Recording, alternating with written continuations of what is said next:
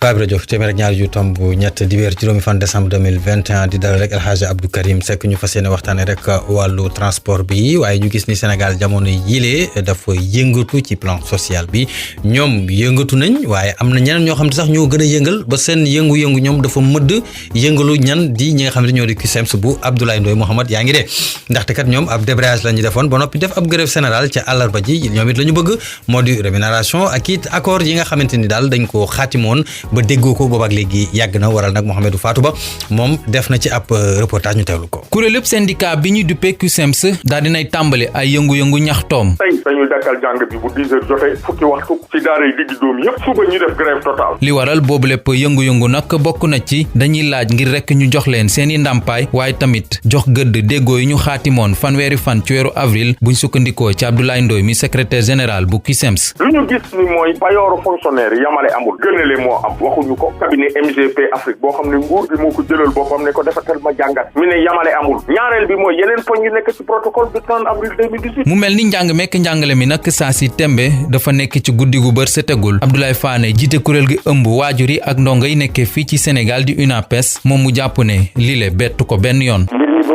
kenn fayu ko yàgg na ndaxte boo ko seetee ñu ngi ci ñetti at ba ñu signé seen accord yooyu bu ñu toogee ba lu mat ñetti at ba tey ça tourne en rond syndicalistes yi bett ñu ne grève dina am te am nañ yaakaar souhaité wuñu ko nag parce que ñun ay wéjuru ndongo yi bu ñu sañoon ñu dal trouver une solution ñu ko saafarawul ragal naa ne yeneen syndicat yëpp dinañ ci topp. ci noonee muy woo ñi di gouvernement bi ngir rek ñu indi saafara ci nu mu gën a gaawee jëm ci sàkkuteefu ñii di syndicalistes yi. su ne nii dañu toll ci foo xam ne fii ay actes la ñu war a posé parce que lépp loo xam ne nii waxtaan tënk nañ ko ba desul lu nan la ñuy def ak échéancier pour mën ko réaliser. seetlu gi benn la fii ci Sénégal saa bu élection di jub si rek dañuy gis ne njàng mekk njàngale mi dafay daal di nërmeelu mu doon nag loo xamante ne naqari na bu baax a baax ña ca yëngatu ñoom ñu jàpp ne saa si tembe li gën a ñor gouvernement bi warul yem rek ci ay mbiru politique. ca Abdoulaye reportage bu Mouhamadou Fatou Ba sëñ bi Seck defe naa déglu nga mbir mi njàng mi it gis nañ ni am na gàllankoor.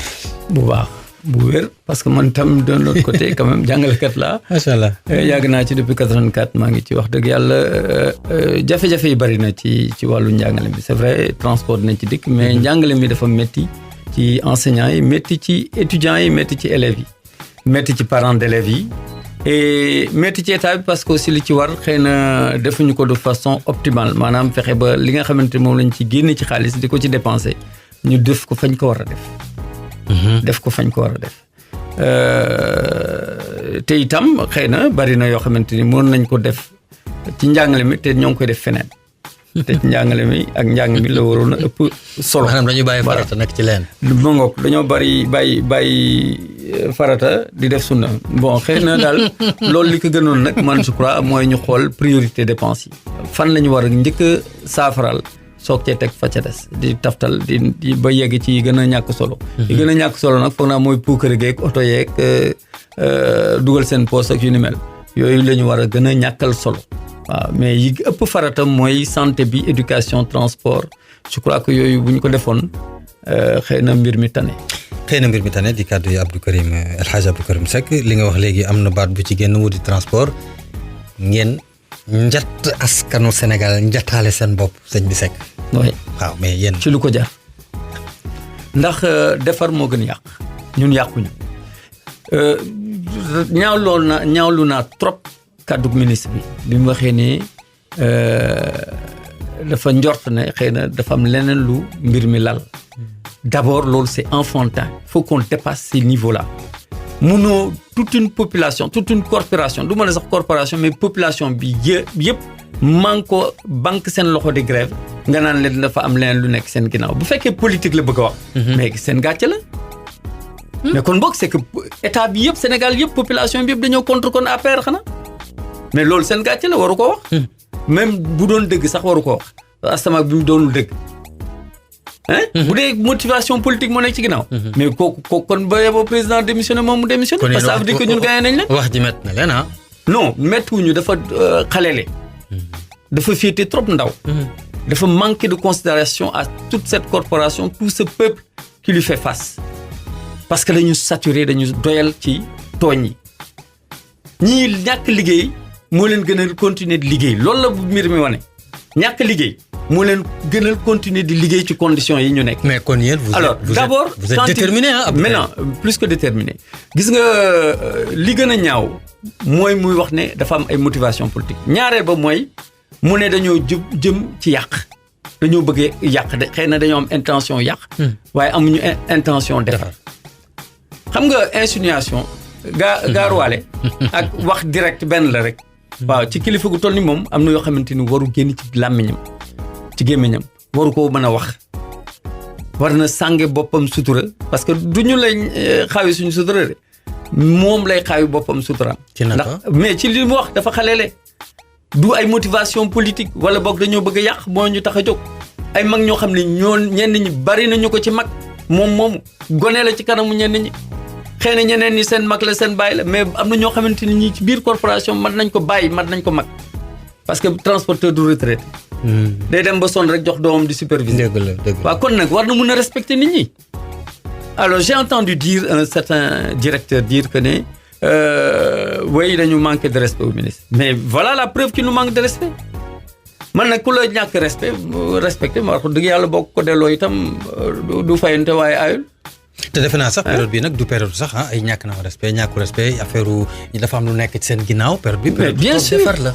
mais période la boo xamante ni bii président ci boppam moo waroon a jóg jël mbir mi en main war ko bàyyi ak benn ministre sax mu di ko régler ñun dégg nañ ñoom ñoo ñu ko wax directeur des transports routiers moo ko wax suñu benn membre ci cadre bi te membre cadre bi koo ci wax dara dañ koy partager on a un QG un quartier général boo xamante ni en permanence on est ensemble amul kenn ku ñu may dara koo xam ne am na liberté d'opinion personnelle am di mën a wax loo xamante ni keneen cadre bi d'accord ñu ku ci wax da ngay wax loo xamante ni d'accord nañ ci cadre bi da ngay ñëw parce que doguma la monsieur Seck mais pour une première cadre bi jóg parce que da ngeen naan dem par voilà da ngeen naan dem par waaye ñii dem fii mais bii pas ni nga ko waxee effectivement cadre la ba ngeen taxawal ab quartier général mais lu ñu ñor la parce que on est obligé dañoo sas suñuy membre syndicat yëpp ñoom manko regroupement yeeg ñëpp daan ne leen hey yéen syndicat yi dañoo bëgg ngeen dajaloo ok regroupement yi ci boppam ñoo ci jóg taxaw ci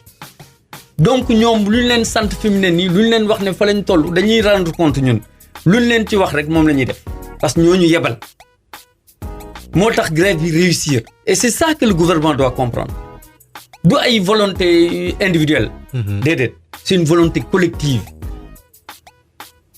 bépp membre bépp acteur du transport actuellement ànd nga ci lii ñuy def ñi ci àndul xëy na am nañ problème peut-être quotidien pour di jéem a résoudre seen dépense quotidienne le vital comme on dit mais am na loo xamante ne lii ñëpp a ko bokk te bés bu ñu bàyyee lii dootuñu liggéey mais koo xamante ni kii da ngay am 4000 francs policiers yi laaj la 4000 francs looy liggéey dinañ ci ñëw looy liggéey doye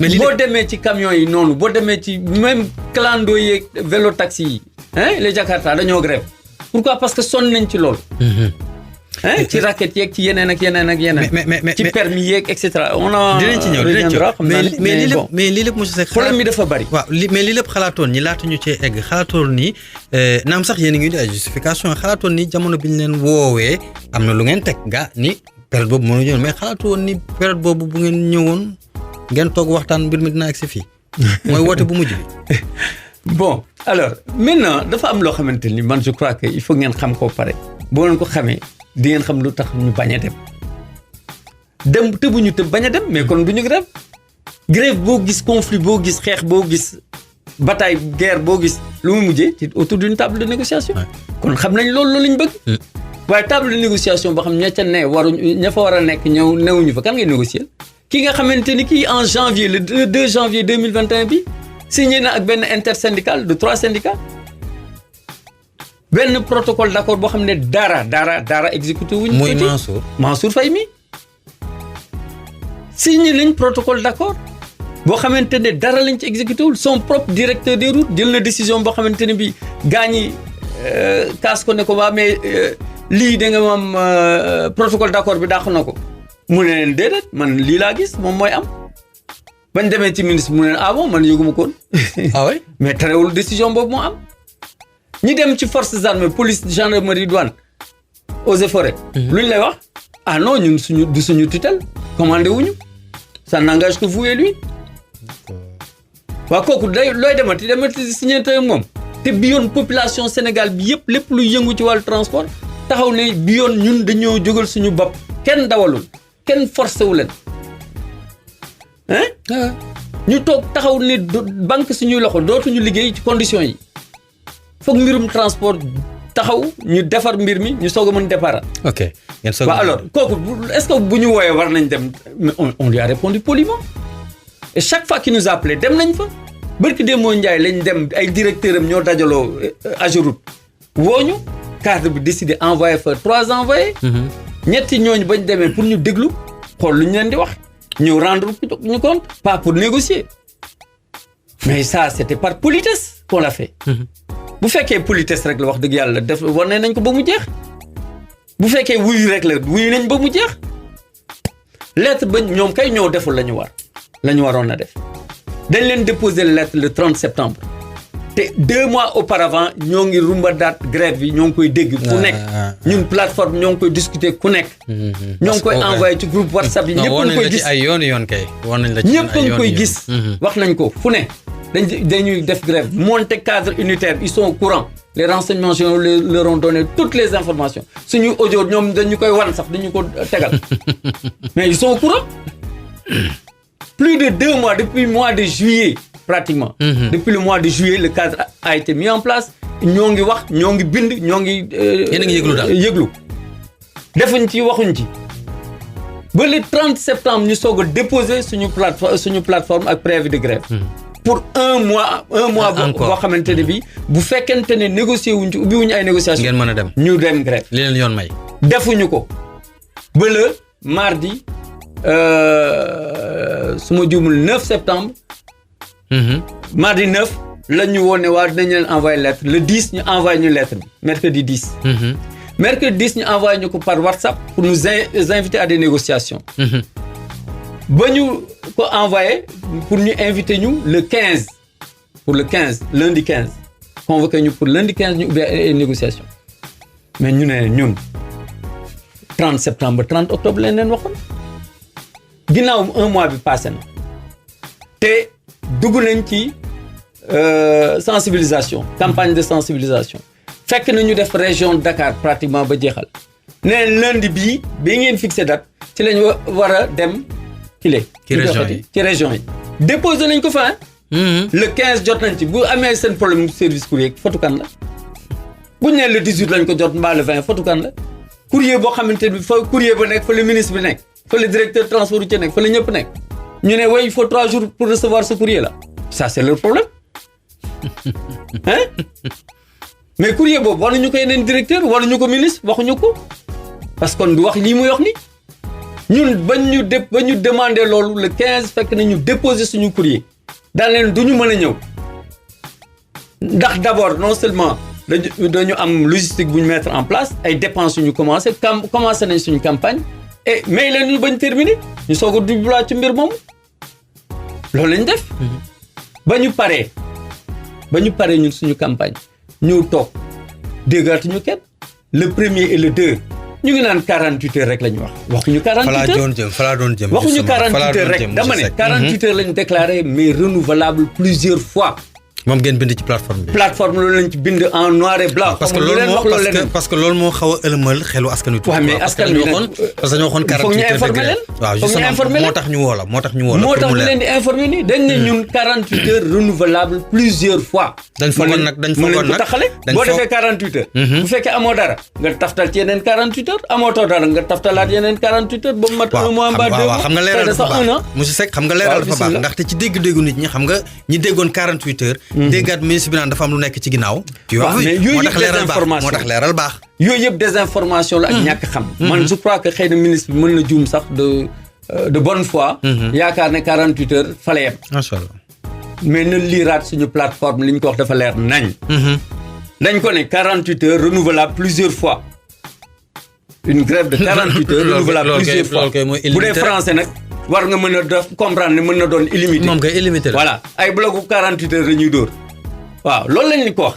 te loolu gis na ko ay directeurs am gis nañ ko xam nañ loolu baax pourquoi désinformer les gens. ok léegi désinformer les gens foofu nga ñëw mais premier 48 heures bi mu jeexee moom sax dégg naa ko comme li nga wax peut-être dafa jotul information bu baax bi pour lire kuréel. non jot na ko voilà voilà peut-être parce que toujours bi nga xamante ni yéen a ngi nekkoon encore seen quartier général parce que vers 23h j'ai appelé Fallou Sam mu may expliquer ni ma ñi ngi ci nii donc on va continuer moom sax dafa foog na ko jël réaction man ko non c'était juste je venais aux nouvelles quoi. en tant que journaliste pour xam l'information. mais pourtant ci jour boobu noonu maanaam deuxième jour grève bi. moom it defaat na jéego pour ngeen toog waxtaan mooy ci bi mu defee conférence de presse bi. waaw ah. non démb la def conférence. waaw moo tax ma la ci bis boobu ci àllarba bi nga xam mooy seen 48 heures bu parce que ñaari dégg-dégg daf ci am.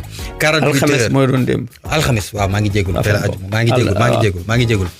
alxames bi du moins. alxames bi ci la seen 48 heures yu njëkk yi door a mat mais puisque gannaaw ñaari dégg-dégg ñoo am 48 heures ak 48 heures renouvelable plusieurs fois boobee. ci alxames boobu woote na ñëw leen mu def conférence de presse n'est-ce pas. waaw. bi mu wootee alxames boobu ndax dem la encore une fois. voilà boobu itam tontu nañ boobu itam yebal na sax nit koo xam ne suñ corporation la bokk transporteur la mu ñëw pour jàppale ko pour ñu mën a wuyu ci mais lii lañ ko wax dañ ko ne. te moom wax nañ ko loolu wax nañ ko téléphone te itam ndawam yooyu mu yebal yëpp wax nañ leen ko ci teewaay ñu taxaw en présentiel ñu taxaw ñu ne leen ministre Mansour Faye directeur des transports routiers dafa wax ne mardi dañu soxla waaw moo doon mercredi kon premier jour grève dañu soxla fële Ageroute pour waxtaan ci mbirum grève alors ñu dem fa ñu yebal fa ñetti nit sax ñooñu bañ demee dañ leen yebal ñun jox leen mandat wu observateur en fait juste pour aller à l'écoute par respect pour le ministre et sa délégation son staff ñu dem déglu leen waaye lañ fa jëlee ñoom bañ ñëwee daanaka mooy ne li nga xamante ni waxoon nañ ñu ko ne président de la République parce que loolu directeur transport ci moo ñu ko wax ne président de la République daf leen jox injonction pour que c'est 7 ministres yi nga xamante ni moom la mbir mi concerné ñu ñëw waxtaan ak ñun mais loolu bañ leen ko waxee ñun waxuñu ko ñoom ñoo ñu ko wax le président moo wax loolu. et pourtant Mansour nee na moom moo allez-y moom directeur transport ci moo ko wax suñu du ma tuddoo sax ay tur. seen représentant moo ñu ko wax suñu représentant yi neen ñaari nit.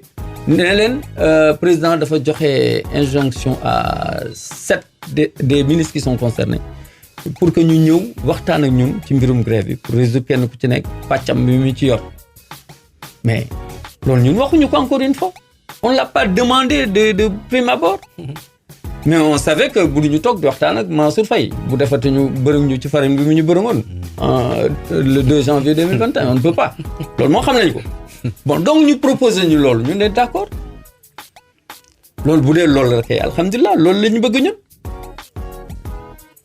mais en attendant na ngeen ñëw ñu harmoniser ñun transport terrestre nga xam ñun ñooy seen kile ministère de tutelle ak yéen cadre bi ñu harmoniser suñuy position soog a dem tase le jeudi ak jeudi matin à 9h ils nous avaient même fixé 1 heure à 9h avec les autres ministres concernés lii la ñu wax. aywa ñu teg foofu sunu baaraam monsieur Seck xam naa dañuy jëli sunu xaalis lekk dem pause daal di ñëwaat mu di rek dégg nga moom seen émission #news tey moom macha allah lépp dina leer di ci daal rek El Hadji Abdou Karim Seck bokk ci coordination des professionnels des transports routiers ñoom Mohamed ñii bàyyeeguñ ñii ma gis nii et puis fu leer lañ ko teg comme ni ko rapport bi di waxee ñu dem pause ñëwaat. Nathie Vibe Radio téeméer ak ñaar yu tomb ñett dibéer juróomi fan décembre 2021 ba léegi rek seen émission #news di ci dalal El Hadji Abdou Karim Seck sànq yaa ngi woon ci 9h bi nga xamante ni moom la leen woowoon. bien loolu c'était le mercredi alxames àllarba du moins àllarba alors donc à 16h ba fa suñu représentant yi demee ñu ne leen ñu confirmer leen loolu ne leen suba incha allah dinañ def réunion ak yeneen ministres yi bu ko defee ñëpp toog ñu. résoudre problème mais boobu. confirmer mercredi bi c'est-à-dire jeudi ngeen leen jeudi ok pour ministres yëpp. waaw ok bon mais loolu confirmer wu ñu waxtu d'accord bon fa la suñu xel commencé tàmbalee ñaar ñu ne ñii kat li nga waxoon rek ku leen bërëng ci farine voilà ma ngoog fekk na boobu ñu préparé ñu pour bërëng ñu ci farine bon ñun tam ñu jàpp suñu jàmbur ay magum jëmm lañu ëpp ñu xam-xam ëpp ñu njàng ëpp ñu pexe ñu toog di leen déglu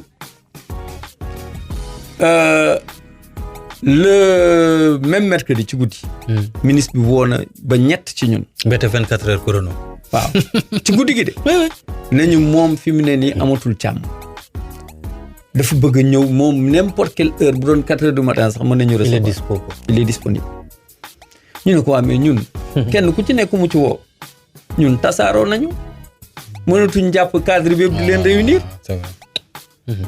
hein il faisait ay 22 heures su ma juumul 21 heures passées en tout cas bon donc ce n'était plus possible pour que ñu toog di ci waxtaan parce que ñun jàpp nañ ne ñii li ñuy wax ay caaxaan la xam nañ ne loolu du mën nekk ministre du ñu woo le lendemain à 9 heures et cetera loolu yëpp xamoon nañ ne leer na ne mënut a nekk parce que doon nañu ko wax de façon précise ñu xam fi ñuy tasee ban heure et cetera mais ce qui leur importait ci réunion boobu ma lay wax Ageroute am na ci directeur bu jóg ne moom li mu bëgg mooy ñu tas arrêté grève nga xam loolu moo leen ñor même ministre bi ni muy waxee sax wax na ko nee na nañ tase pour ñu mettre fin au mot d'ordre de grève bu ñu tasee kon boog rôle but bi moom mooy ñu mettre fin au mot d'ordre de grève mais non pas pour résoudre nos problèmes il y a nuance et il y a même différence dootul sax nuance li tubaab naan lu wuteeg ak loo xam ne dafay xaw a nuroo du benn lii mooy li nga xam ne moo leen tax a jóg arrêté grève yi mais pas résoudre problème yi te loolu boo dégluwaatee kàddu ministre bi dina feeñ leer naññ ci ay waxam li ko tax a jóg mooy arrêter grève bi et non pas résoudre suñu problème ñun nag grève bi pour résoudre suñu problème la bu ñu ko bàyyee mooy résoudre suñuy problème ok faut que ce soit très clair il faut bu fekkee dañoo bëgg a faj suñuy soxla ba tax ñu grève nga ne ñëwal pour ñu tas grève bi mooy bu ñu fajati seen soxla ok parce que liy faj suñu soxla moo ñu soxal ñun justement nag noonu sax la ñu defee transition dugg ci soxla yi nag waaw parce que temps bi ñu am moo bari moo tax ci soxla yi waaw soxla yi bari na mais dañ ciy jël rek yenn waaw non boo ci jël nag bàyyi ba ca des keneen mere la ka mu concerné mere la moo tax ma ne boobu ba léegi booy déglu bu dee ñun cadre bi la day bariwul ku ci mën a lim benn rek noppi xam nga tax le principe mooy loolu c'est-à-dire que c'est difficile nga lim benn soxla daane moo la gën a soxal bañ nañ ko ba am na sax directeur encore une fois ak aussi même ay rajo ak yenn organe de presse yoo xamante ne nee nañu ñaari soxla moo ñu ci gën a tar moo ñu ci gën a soxal moo ñu ci ëppal importance mais bu ma la limalee soxla yi 10 problèmes yi mais benn bu ci ne am na ay sous-point am na ay sous-problème mais bu ma la limalee 10 yi di nga xam ne amu ci benn bu ñàkk fayda bon il est vrai que yi ci gën a nekk en vue mooy li daan am ci wàllu kile nu ñu koy waxeeti négociation bu mu amati c'est-à-dire ñu jël suñuy négociation denc ko dans les tiroirs boo waxee ñu naan la kii naan la man ministre bi du yorul sama tutelle commandé wu ma kii naan la waaw directeur am sax ci boppam ñëw jël benn décision boo xam c'est contraire aux accords yi ñu signé ba pare ministre bi naan la waaw yëguma ko woon yooyu la ñuy bañ donc dañu bëgg ay décisions ay décisions yoo xamante ni les personnes concernées bu dee ay directeurs mbaa ay généraux wala leneen ñu jël ko ci saa si ñu xam wax ko signé ko waaw signé ko bëggatuñu ay protocole yi ñuy dugal ci tiroir di xool kañ lay comité de suivi bi di gis lii ak la agenda nañ ko régler non un agenda de décision clair et net arrêté décision disposition circulaire lu mu ci mënti doon lañ ko jël ci saa si ñu wax ne diw moo ko jël wala boog diw moo ko war a jël balaa ñoo génn foofu ñu xam ne nii la dem aussi loolu mooy premier point parce que gis nañ cité nañ ñetti accords yoo xamante ni mujjul fenn accord 2014 ak Alassane Ndoye 2021 ak kii nu mu tudd Gora Khouma ak Diallo Niang ak Pape Modou Ndiaye ak AFTU en 2021 ba tey accords yooyu mujjul fenn te dañuy jóg jalgati ko dara du leen ci fekk il faut que ça cesse loolu lañ mënta continuer moo tax ñu ne mooy premier point façon ba ñuy résoudre problème yi lañ bëgg mu soppi ñaareel ba xam kooku kon point bu am solo la dëgg la am mënoo ko soofantal bon ñaareel ba du par ordre d'importance nag. waay. moo tax xëy na bu ñu doon xool par ordre d'importance ñun dinañ ko mën a citer xëy na neneen. mais deuxième ba mooy li jëm tracasserie. tracasserie yi dafa bari forme. dafa bari ay formes y a les tracasseries prélèvement illicite yi nga xam moom la policiers yeeg gendarmes yeeg douaniers yi di jël. douaniers yi chaque poste 10 000. oto bu ne 10 000. gendarmerie police plus de 43 postes diggante Dakar ak Kidira. waay. et cetera et cetera. mu nekk 40 000. fii. 40 000 ah. ay yëmbal ak waaw. 40 non mais 43 parce que 43 non ëpp na ko yow tam. 20 000 francs. bon boo demee non et puis loolu li ñu ci neex mooy observatoire des pratiques anormales OPA. daf ko relever confirmer ñu. daf ko relever et c'est un organisme public un organisme d'État OPA. corridor yëpp dañuy relever la fa nekk ci pratiques anormales. Et ils l'ont relevé, c'est dans des documents publiés. Des documents publics qui ont été publiés. yoo xamante ni feeñal nañ ko fépp fu nekk ñëpp xam nañ ko nëbbatuwul. Bon loolu état di ko seetaan c'est un état faible. lu tax dañu mënul dara seen i gendarme wala seen policier wala seen douane wala seen eaux et forêt. Bon léegi tracasserie yi dafa bari ay. force de défense et de sécurité mais aussi certains concessionnaires de l'État lu ci mel ni ay Beaux Maraîchers par exemple li ñuy laaj ci ay amende pour maraudage ay 24 000 nga dem police ñu laaj la 12 000 boo xam ne mosul am ci loi bi 6 000 la amende yëpp ci police ñu lay laaj 12 000 officiellement te kenn du ci wax kenn mënu ci dara 24 000 taxi 100 000 francs Ndiaga Ndiaye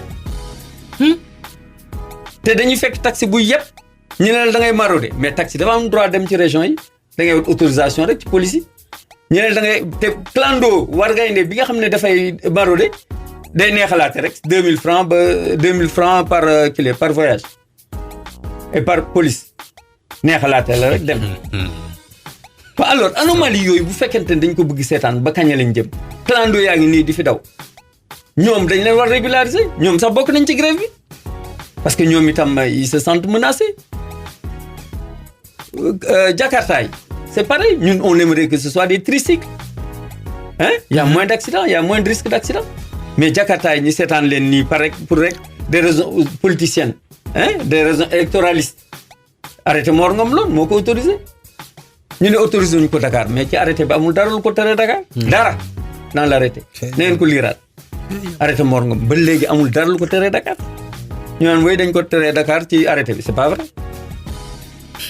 hein kenn terewu ko Dakar boo xoolee tracasserie yi demantina ba ci raquettes yi nga xamante ni mooy yi ma la wax ne Beaux Maraîchers ñoo koy def ànd ak ay policiers mais balaa càgg nañ assermenté ay transporteurs ak chauffeurs ñuy arrêté ñi nga xam ne ñoom la ñu war a arrêté mais policier bi ànd ak agent Beaux Maraîchers di civil naan ko arrêté ma kii nangul ma permis mais kooku c'est pire encore que bu fekkoon dañu assermenté suñuy agent ñun ay suñuy membres yoo xam ne dañ leen di former assermenté leen ñu waat autant que ces policiers di arrêté suñuy morom yoo xam ne ñoo ngi jalkati parce que ñoo leen ëpp fa ñu ne ñoom mënuñu fa ne bu boobaa au moins transport bi réglé parce que ñoom ñoo reconnaître dans la loi d'orientation la puissance la faiblesse institutionnelle de l'État maanaam nangu ne état bi dafa am faiblesse ci wàllu organisation ak régulation transport ñoo ko njëkk a nangu. ci loi d'orientation bokk na ci exposé des motifs maanaam li waral loi bi bees bi am. loi d'orientation bees bi li ko waral bokk na ci mooy premier point faiblesse institutionnelle de l'État état bi reconnaître na moom dafa faible. mais ku faible kay jébaleel sa kàddu baa sa mën-mën. baa ba nga wut wàllu ñun loolu lañ leen di proposer la ñu mën ñoom mënuñu ko fa ñu mën a ne ñoom newuñu fa. nañu bàyyi ñu jàpp transport nañu impliquer responsabiliser ñu jox ñu ay responsabilité boobaa ñu doxal ñu wan leen nu ñu koy doxalee incha allahu rabbi ñun laaj ñu leen xaalis encore une fois plateforme yëpp gisoo dërëm bu ñu leen ci laaj dërëm laaj ñu leen seen dërëm dañ leen ne rek bàyyi leen ñu organiser boo leen mënu organiser en résumé c'est ça mënuñu ko nañ ñu jox nañ ñu impliquer responsabiliser ñu wan leen yoon wi nan la ak naka la ak fan la parce que liñ ci xam-xamuñu ko ñoom seen bureau la ñuy toog bu dee am njàng ëppuñ ñu njàng bu dee xam-xamu transport ëppuñ ñu ko bu dee liggéey bi ñoo leen ko gën a xam gën ko mën gën a xam oto am nañ ay ingénieur suñu biir ñoom itam am nañ seen i ingénieur am nañ ñoo xamante ni pratique la ñu am lañ ci xam ingénieur xamu ko mais lan moo tax Dakar Dem Dikk di daanu suba ngoon ça buñ ko indi bu yàggu rek 800 millions de pièces détachées ak de conteneurs luñ ko fuñ ko mujjee benn presque bus dawatul urbain ils n'ont aucune visibilité ci seen gestion amuñu ci gis-gis bu yaatu parce que da ngay gis oto bi bus bi jógee Gambie 3 ba 4 personnes la yëpp gën kaa bari ko nga fa naan di rentabilité lu bus bu fees dell buy daw Dakar Yëmbal da nga am andi woon ci xaalis ba jógee Gambie yëpp 3 4 personnes lekk na ko ci essence kooku amul visibilité ci ni muy gérer politique de gestion amul visibilité ngay dem naan Afrique Dem Dikk yow Sénégal Dem Dikk gi yaa ngi ñàkk xaalis bu dul jeex bu benn demee Tamba wala je sais pas Touba am xaalis mais beneen bii dem Kédougou andi 3 personnes yàq na lépp mais yooyu yëpp il faut avoir de la visibilité xool les lignes rentables ce qu'il faut faire ce qu'il ne faut pas faire mais du seen liggéey sax Dakar Dem Dikk liggéeyam mooy yem Dakar Dem Dikk buñ ci sosee leneen du seen liggéey. ñëw ñu continuer seen kii bi. bon ma collé ci point yi bari na encore une fois ci raquette yi nga xamante ni AIBD avec les taxis ak l'opérateur LAS bi géré aéroport bi di leen laaj xaalis ba pare bàyyi clando yi yëpp ak ay VTC li nga xam moom la ñuy wax ay EasyCap Aérocap ak beneen 3e opérateur sax yoo xam ne ay voitures de tourisme avec chauffeur lañ ay VTC lañ mais ñoom la ñuy bàyyi ñuy yëpp en priorité te ñooñu dañoo waroon toog seen garage di woote ñi leen di woo ñiy dem di jël client yóbbu mais dañuy ñëw rang comme taxi jaune noir yi taxi mais non bon Dakar Dem Dikk wax naa ko pare mais itam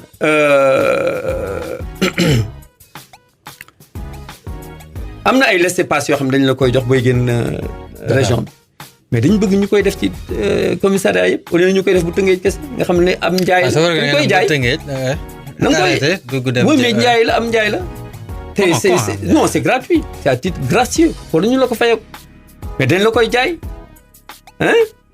itam jafe-jafe yi nga xamante ni am nañ ko ci pièce kii ni ñu koy waxeeti document administratif de transport yi dañ ko doublé en période de Covid 28 juillet en plein Covid ñoo ngi ci biir période Covid bi épidémie ñu doublé ko 21 000 plaques bi dem 45 000 42 000 ak 45 000 am na lu ñu ciy taftal sax et pire que tout au détriment de l'État sénégalais ministère des finances da cee war a wax moo tax ñu boole ko ci amul TVA c'est le prix hors taxe moom ngay fay loolu fu mu am Sénégal fu mu am ci ban réew. Sénégal amatul TVA état baa ngi seetaan loolu. Sénégal la non je vous dis avec des factures à l'appui. da ngay fay ñu defal la 42 000 xaw ma 41 000 ba pare sans TVA permis de conduire ñu ne yokk nañ ko da ngay fay 30 000 ñu bindal la 20 000. muy 50. nee na 10 000 francs bi timbre la sans TVA encore une fois yeneen yëpp carte grise 7 500 dem na 15 000 visite technique moom moo ci des xëy na loolu la ñuy waaj a yokk parce que ñooñu itam ñoo ngi jàmbat. non puisque yéen tubaab bi lu ñu bëgg dinañ ko am. kon boog ma xam ne Veritas léegi ñoom tam ñu doublé seen visite technique te dellu déglu rek li may wax.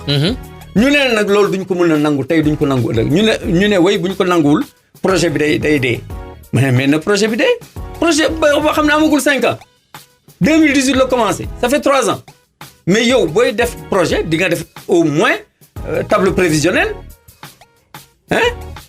benn tableau d'investissement boo xamante ni bi di nga xam ne sur 5 ans lii ngay dugal lii la lay rapporter mais bu fekkee 2017 lañ ko def 2022 la war a jeex mais yow 2021 déjà am nga problème te 2018 lañ commencé affaire bi application bi 2021 3 ans après nga ne il faut ñu doubler prix lu ko may projet bi du dem c'est pas viable ñu ne lan parce que prix xaw ma kii bi dafa yokk keroog dama réew bëgg de ñu ne prix caoutchouc bi dafa yokk mu ne waa mais prix kayit yi mbaa yokkul rek mbaa doublé wul moom it ñu ne prix caoutchouc bi dafa yokk pour badge yi quoi. xam naa bon mais prix fer bi nag aluminium bi parce que plaque yi moom c'est en aluminium ak prix kayit yeeg xaw ma mais non mais c'est de la moquerie quoi une énorme moquerie une énorme plaisanterie am ay caaxaan la.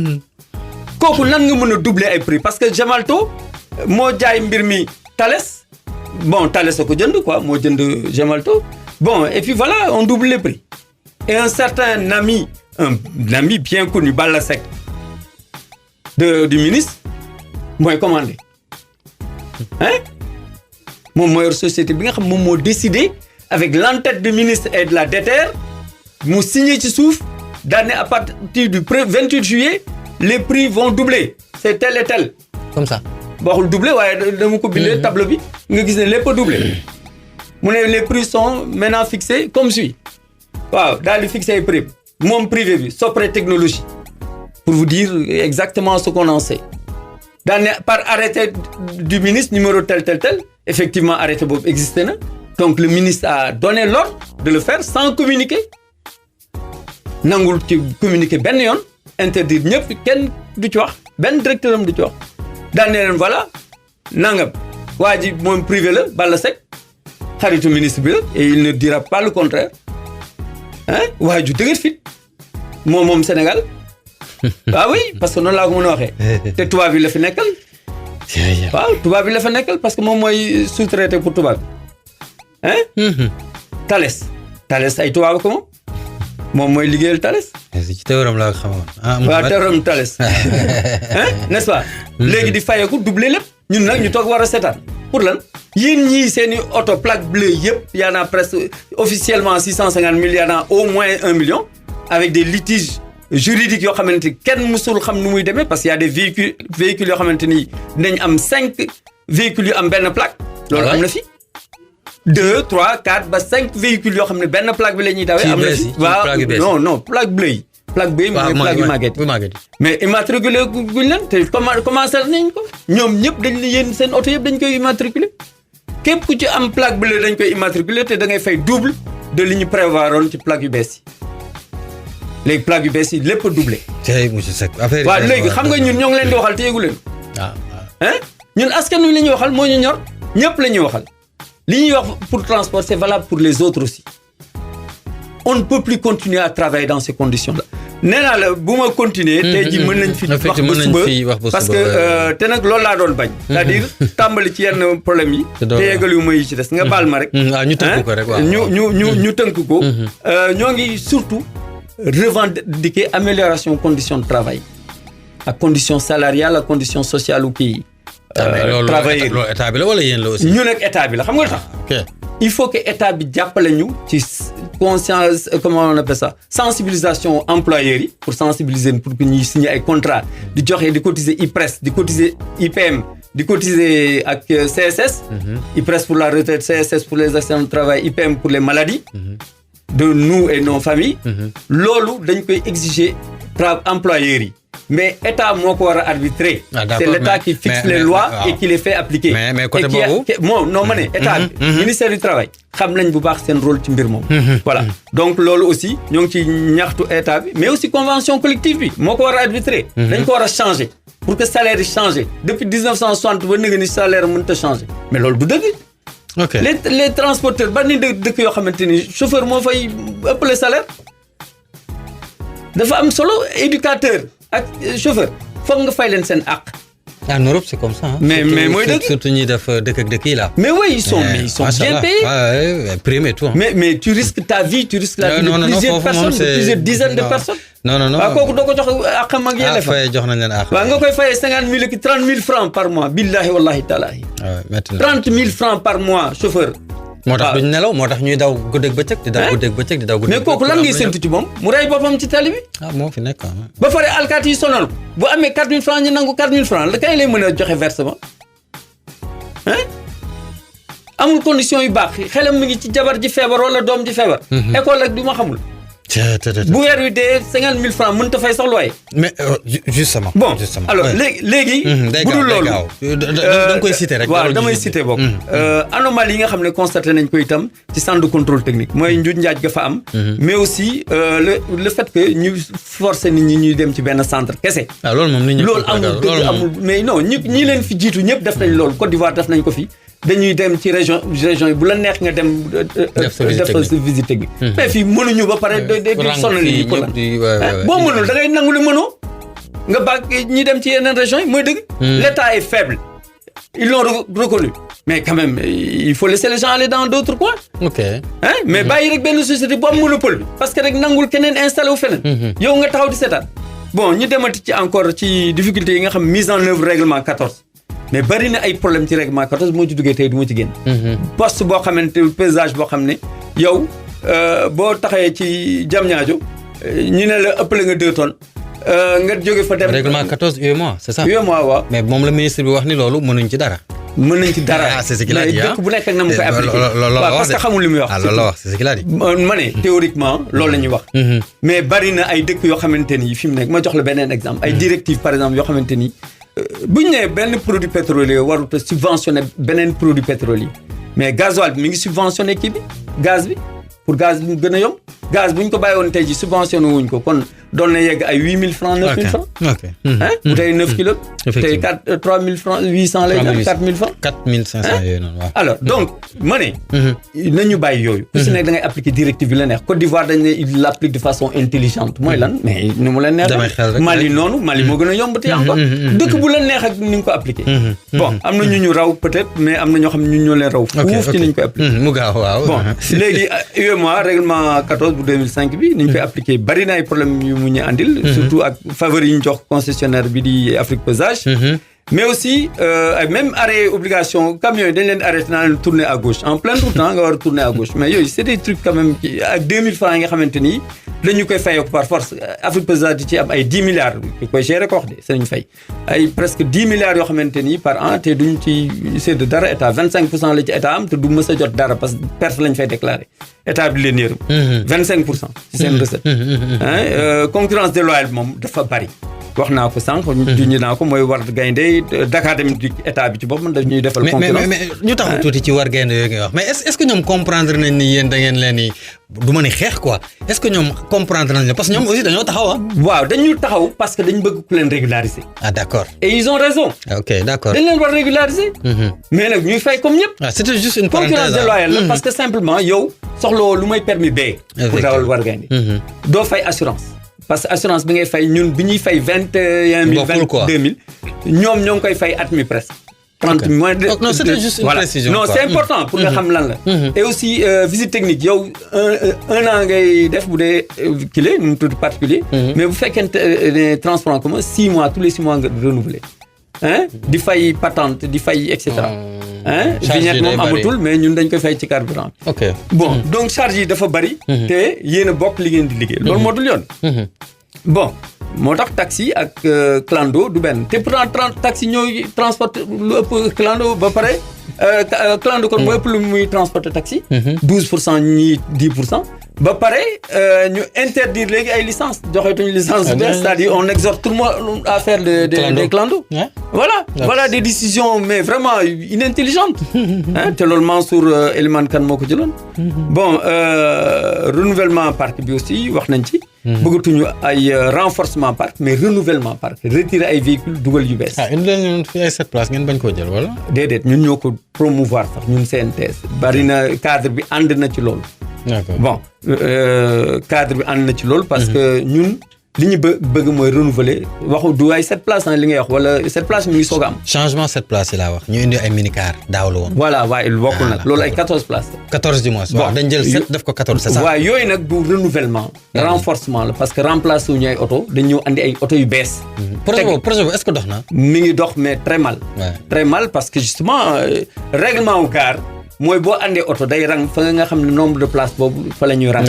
waaw 14 places day rang ci 14 places. mais ñoom dañuy andi ligne bu bees loolu nit ñi nangul parce que loolu dafa jalgati règlement wu gare routière publique au Sénégal. ok voilà kooku ça pose problème boo xam ne. bon waxtu yi daanaka jeex na de. dafa waaw mais justement bon révision kii bi. bon centre de formation et de perfectionnement des chauffeurs et non pas auto-école ñu koy imposer parce que auto-école doo fa jàng dawal guddi doo fa jàng dawal buy taw. doo fa jàng dawal ak chargé bagage chargé marchandise loolu doo ko fa jàng te kon boog te yooyu mooy andi accident waaw kon nag kooku jàngoo fa liy andi accident loolu mu lay aare noo ci aare sa bopp bon aussi enfin révision certains textes yi nga xam ne ñuy régir transport te yooyu bari na notamment permis ni ñu koy waxee code de la route ñoo ngi ko yóbbu assemblée bëgg ko fa voté daal di ne par exemple dama la ci ñamal benn rek parce que amuñu temps 30 ans la nit ki commencé dawal am permis transport en commun. 30 ans fanweeri at. waaw mais yow 30 ans fekk na nga doon médecin. yaa ngi ci yeneen kay ba spécialisé. bu la yàlla jàppale yaa ngi ci yeneen. bu la yàlla jàppale sax yaa ngi préparé sa agrégation. yaa ngi ci yeneen kay ci dëgg yaa ngi ci yeneen. oui voilà doo am jot quoi ci dëgg. ñu ne la ci ngay war a am transport en commun pour liggéey. yow kon kay ngay mokkal te puis en plus boo amee permis bi ñun dañu proposer benn période probatoire et je pense qu'ils ont repris ça dans le nouveau code. benn période probatoire boo xam ne da ngay dawal avec chauffeur accompagné da ngay dawal accompagné et d'un chauffeur professionnel très expérimenté. bu ko defee di nga mën a moytu yenn accident yi. ok bon donc kooku kañ la jëm. 31 ans mbaa 32 ans donc waaw fi ne nii moom daanaka def naa poñ yëpp xaw nañ cee jaar 5 minutes moom. bon aussi am na bon xëy na ma jaar ci rapidement. dañuy exiger pour que ñu boole ñu ci conseil d'administration mais dans un nombre boo xamante ni majoritaire faudrait qu'on soit majoritaire ci yenn conseil d'administration yi nga xam ne ça nous concerne te ñun ñoom moom. organisation lu ci mel ni CETUD conseil assemblée plénière conseil d'orientation fonds de développement des transports terrestres mais aussi conseil national des transports terrestres c'est acquis déjà kooku génnagul mais c'est acquis mais surtout aussi nu ñu koy waxeeti FERA le fonds d'entretien routier autonome dañ fa bëgg majorité parce que suñu xaalis moo fay dem. waaw bu amee dotation budgétaire itam ça se réduit comme peau de chagrin day wàññeeku chaque année. ñun suñu xaalis la ñuy jël di ko fa dugal. kon ñoo ko war a doon majorité. voilà donc ça nous concerne. sama question bu mujj laata muy ñëw ci naxar bu tiis bi nga xam daf ñu dab mu di TER bi léegi mu tàmbali monsieur Seck man damay wax ci dawalkat yi nga xamante ne ñoo nekk biir Dakar taximan ak ñoom seen tiitu leen ci. TER bi tiitaluñu parce que d'abord le coût est effarant. mu doon xaalis Sénégal loolu moom metti nañu trop. yoo xamante ni ça coûte beaucoup moins cher et peut-être ça a été mieux fait. bon deuxième bi moom mooy ñun TER bi dañ ci ragal désorganisation bu metti parce que priorité tegee ci benn carrefour. sa oto sama oto. kenn koy taxaw transport en commun ku mu ci mënti. bon loolu ñun ce qu'on aurait souhaité mooy mu doon système marginal mais pas le TER. Le TER comment dire intégral le BRT maa ngi wax sax TER en pensant au TER le problème mooy dafa xar dëkk bi en deux waaw surtout au niveau de Rufisque de Pikine de Thiaroye dafa xar dëkk bi en deux. waa taax yi ak ñun. waaw li may wax waaw effectivement. am benn jamono mënuñu woon dem taax yi. oui non mais ba léegi. point yoo xamante ni vraiment. points yi c'est des ponts vraiment pic sax mënuñu ko daw vraiment c'est compliqué. C'est des A quoi, des ponts en A pointus. Bon parce que amul assez d'espace pour mën a def ay ponts yu doux quoi, avec une pente douce. waaw sëñ bi Seck waxtaan bi neex na mais vraiment TER bi bari na problème yi mu nar a andi et puis aussi impense yi ba léegi gars yi jotaguñu seen alal ñi nga xam ne ñoom lañu impacté donc fayaguñu impense yëpp aux impactés mais aussi BRT c'est le même problème c'est le problème mooy surtout dina laal transport urbain bu baax a baax bi nga xamante ni ñun moom lañu yore di ka dem di kër ak ñun bi ñu yor parce que liñ ci wax yëpp vraiment dalul xel te ñoo ngi lebale ay oto after ngi lebale ay oto ba léegi yu bees pour 5 ans 6 mois xam nga presque 6 ans kooku bu fekkente ne lebal nañ la te am na ñoo xam ne ñëwaguñu sax oto yoo xam ne ñëwagul loolu bu ñu la lebalee ba pare BRT bi tàmbali di la concurrence ok voilà léegi bu mujj bi nag moom la ñu waroon njëkkee sax mais bon puisque waxtaan bi moom daanaka tey benn fonk la mu di grève bi ñu gis ni it naqar daf ñoo dab guddi ko al jàpp aju Lamine Diack wàcc liggéey. inna lillahi wa inna ilayhi rajiun nit ku baax ñëpp seddeel nañ ko li ko tubaab yi def nag je crois que ñëpp le concerné parce que xëy na am na njuumte je sais pas yàlla rek wala ci moom wala ci ku mu ci mënti doon mais xam naa ne bu fekkoon ab tubaab la daal duñ ko def noonu parce que bari na ci ay tubaab yu impliqué dañ leen génne. simple leen ci teg fële. donc yal na ko yàlla yërëm ci xeeñu et yal na ko yàlla xaraa jàmm. amiin kàddu bu mujj ci lu gaaw. mais def ci mbir mi. jeex na je pense que ne waru ko bàyyi ak Mansour Faye rek. moo ñuy jéem a lëmbe wala boog te ñu dugal ci loo xamante ni duñ ko mën a nangooti. on le respecte énormément waaye nag wax dëgg yàlla quel que soit mbaaxam mënuñu ko nangul lool. ok di kàddu El Hadj Abdou Karim Seck mi nga xamante ni moom lañ dalaloon ci sunu émission hashtag news Mouhamed Fatou ba nekkoon ci jàppandal bi ci teewaayu Babacar Mourou Fall doon leen ko dégtal incha allah bés bi ñu dëgg ma dinañ fi teewaat gannaaw Vibe Radio point sn application bi ci ñun teew nañ wéy leen di ànd ak ñun Facebook Twitter Instagram suñu chaîne YouTube ak ci bouquet canal plus 557 14h antenne na ko teg ci digital jàmm ak jàmm.